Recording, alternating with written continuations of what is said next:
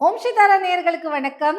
இன்னைக்கு ஒரு super duper கீரையோட வந்திருக்க. அந்த கீரை என்னன்னு பார்த்தீங்கன்னா அகத்தி.